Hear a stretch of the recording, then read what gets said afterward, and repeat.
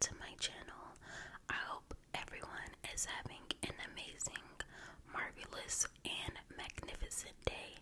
My name is TatiV, and if you're a true crime lover like me, please make sure to like and, of course, subscribe. I do post videos on my channel every Monday and Friday. Well, at least I try to. I am a busy woman, so I try my best to post twice a week. On Mondays, I post whatever I'm in the mood for. On Fridays, I whisper about a series called Freaky Friday, where we discuss all things freaky, freak accidents, freak deaths, decapitation, cannibalism, and gruesome crime scenes. So if any of that interests you, you might as well stick around for the ride because it's going to be a gruesome one. Speaking of gruesome, today I will be whispering about the Bever Brothers massacre, who murdered majority of their family. Now, before we get into today's video, I do have some interesting crime facts that I want to share with you all that has to do with this case. Fact number 1, parricide is a term used when children kills his or her parents. Fact number 2, 5% of parents are killed by their biological children in the U.S. every week. Fact number 3, killing of parents make up 1% of all homicides in the U.S.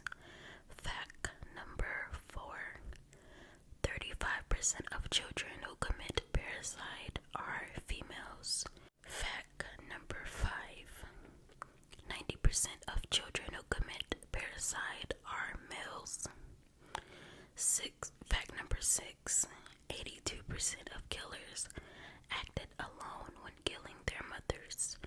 And I forgot to add this last fact, but fact number 7, familicide is a term used when a person kills their entire family.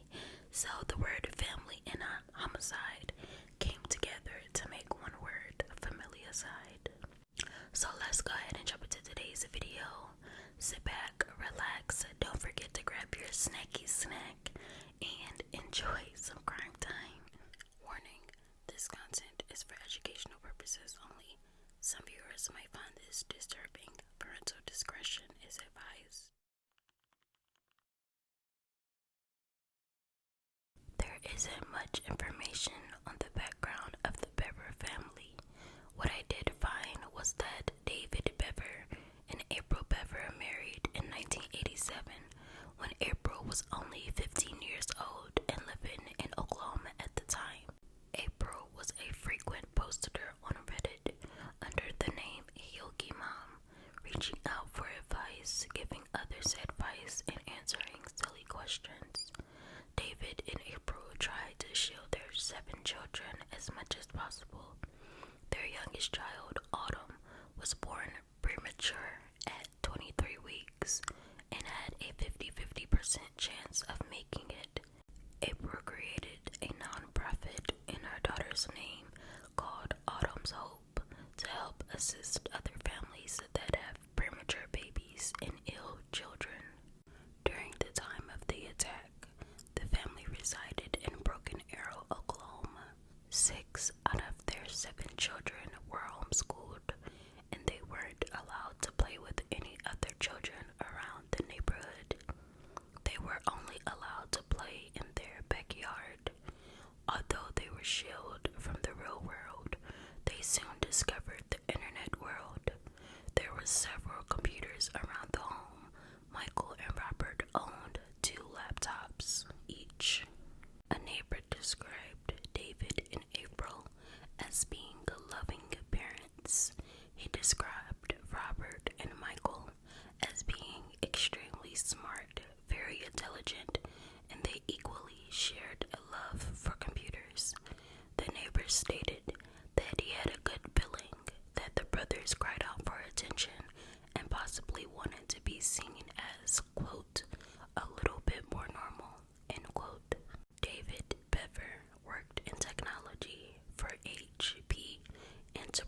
Brothers' services as a consultant, and I am assuming April was a stay-at-home mom and focused primarily on her nonprofit. Several people describe David as being physically and verbally abusive towards the family. Robert also claimed that both of his parents were abusive and hateful towards him and his siblings. Michael and Robert began obsessing over stories that ended in murder, mass murders such as the Columbine killers, Aurora movie theater shooting, and other well-known mass murders. A family member later on testified that Michael and Robert would talk about them non-stop. Robert, who was the mastermind of the murders, had been having thoughts of harming his family since he was 13 years old. Robert found out that his younger brother Michael began obsessing with the murder as well. They would often talk about killing their family, their sister. Crystal reported it to her mother, but her mother just swept it under the rug as, quote, boys just being boys, end quote. Their brothers began formulating a plan to kill their family in September of 2015, but rescheduled their plan to July of 2015 because they felt they were fully prepared to start killing. The brothers ordered a shotgun, 2 Glock pistols, 2,000 pistol rounds, and 250 shotgun rounds that were meant to be delivered at their house. But there was only one problem. Their mom, dad, and siblings would suspect something, so they had to get rid of them that night and proceed with their killing spree the next day, going in the direction of Washington State. The brothers wanted to kill as many as 500 people, planning to be the biggest mass murderers of all time. Around 11:30 p.m. on July 22nd, 2015, the brothers decided to go through with their plan. As I previously stated, the brothers ordered numerous weapons and ammunition that would be delivered the next day, so it was now or never. They were in the room trying on body armor. One of their sisters seen them try it on and thought it was weird, but didn't think anything of it because she's seen them wear it before. 16-year-old Michael Bever and 18-year-old Robert Bever began their spree. 13-year-old Crystal Bever walked by their room. The brothers told her that they wanted to show her something on the computer. She came in their room and went by where Michael was sitting. While her back was turned, Robert grabbed her, covered her mouth, and slit her throat. She fell backwards and Robert continued stabbing her on her arms, chest, and shoulders. She managed to escape from the brothers' bedroom and ran towards the front door. She eventually looked down and realized one of her organs were hanging out from a vast hole in her stomach. Crystal fell in the front yard and lost consciousness due to loss of blood and was dragged back in the house. The dragging of Crystal left a trail of blood. The brothers moved on to their mother, 42-year-old April Bever, who was trying to help her daughter Crystal. She was stabbed over 48 times in the head, neck, stomach, arms, and hands. Michael and Robert killed her by blunt force trauma. The brothers stabbed their father, who was sleeping during the time of the attack. Some articles say that their father was asleep, and some articles say he ran in the room to help Crystal.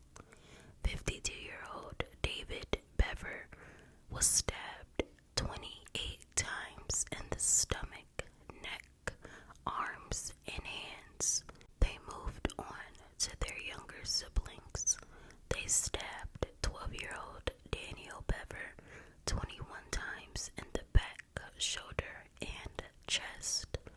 During the attack, Daniel was able to break free and call 911 to report that his brothers were attacking his family.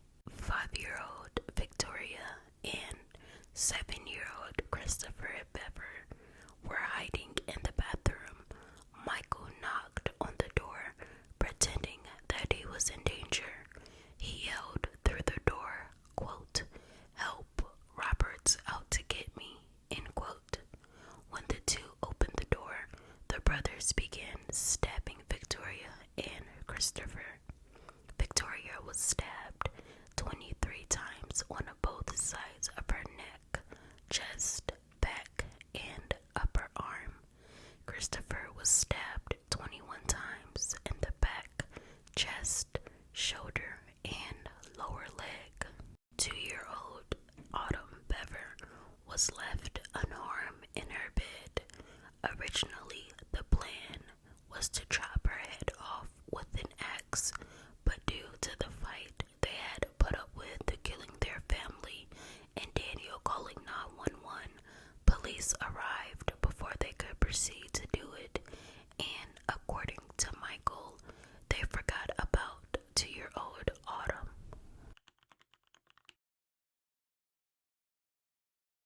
The brothers heard the police sirens and ran out of the home towards the woods without any shoes. They fell to the ground in an attempt to hide in the woods, but was found by canines within minutes. When Robert was arrested, he was still armed with a knife, and he told police that all of their plans to kill were stored on a flash drive. When police entered the home, it looked like a scene straight out of a horror movie. Police described this as being the worst killing in Broken Arrow history. When police searched the home, they found 13-year-old Crystal Bever yelling, quote, "Save me," end quote. They assisted her until the ambulance arrived. 2-year-old Autumn was found upstairs in her bed unharmed. When police searched the home, they discovered computer equipment, the flash drive, video surveillance, cameras that were placed near 3 of the bodies. The brothers were interrogated. I watched a majority of Michael Bever's interrogation, and I will warn you, it is a very chilling interrogation. I will link that down below if you're interested. Oh yeah, and remember the weapons and ammunition the brothers brought? Well, those were delivered the next day at the home that was now a crime scene. Of course, the package was quickly confiscated by police. 18-year-old Robert Bever and 16-year-old Michael Bever were charged with 5 counts of first-degree murder and 1 count of assault and battery with intent to kill. On July 25th, 2015, Michael Bever was charged as an adult. In the state of Oklahoma, a conviction of first-degree murder carries the punishment of life in prison or the death penalty. Michael Bever was excused from the death penalty by the Tulsa County District Attorney due to him being under the age of 18. His attorney tried to argue that he should not be tried as an adult and that his client will die in prison, which is the same as receiving the death penalty.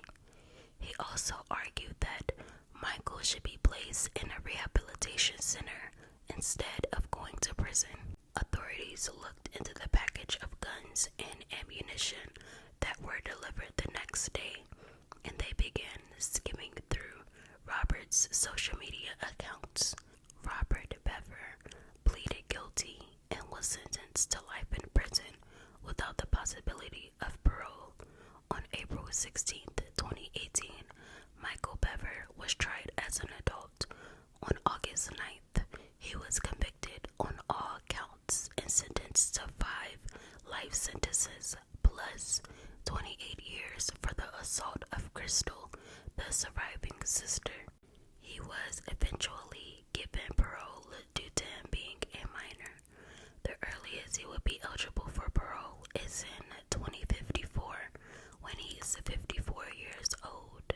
Crystal, the surviving sister, did testify at the trial.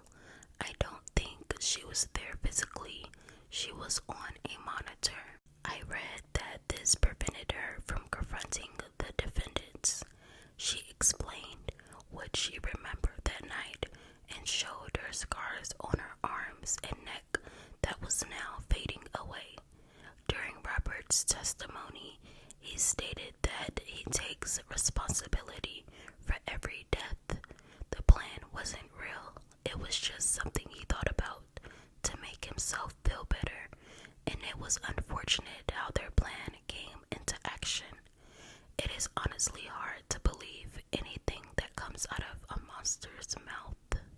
Robert is currently serving his time at the Joseph Hart Correctional Center, which is a medium security prison in Lexington, Oklahoma. Of course, the brothers were not allowed to serve their time at the same prison. Michael is currently serving his time at Lexington Assessment and Reception Center, which is a maximum security prison located in Cleveland County, Oklahoma. On July 6, 2016, 19-year-old Robert Bever attempted to take himself out by hanging himself with a bed sheet. He was found by authorities during a routine check. Medical staff cut the bed sheet, checked him, and moved him to suicide watch. This was his second attempt. The first one was on June 17th that same year. In July of 2019, 24-year-old Robert attempted to attack a prison guard with an 8-inch long sharpened instrument. A guard quickly bear-hugged him and tackled him down to the ground. He was given an additional 3 life sentences on top of the time he received. The Bever home is now a haunting memory. So where does it go from here? Well, in February of 2017, Broken Arrow City Council made an announcement that they were planning to raise money through the Tulsa Community Foundation to purchase a family home. If they raised enough money, they would tear down the home and create a memorial park called, quote, the Bever Family First Responders Memorial Park, end quote, in honor of the victims and first responders who help assist the situation. In the late hours of March 18th, 2017, the Bever home mysteriously caught fire. Many believed that arson may have been involved. On March 27, 2019, a ceremony was held, and it is now a beautiful park in remembrance of all the people involved. The 2 surviving Bever family members, 13-year-old Crystal Bever, who is now 18 or 19 years old, and 2-year-old Autumn Bever, who is now 6 or 7. They both were adopted by the same Tulsa family so that they could stay together. I pray that they get the proper healing and loving that they deserve, and rest in paradise to all of the beautiful souls that were selfishly taken away for no reason at all. I usually try to end my videos with remembering the victims, but I did forget to add this. Robert Bever was caught in prison with these disturbing drawings.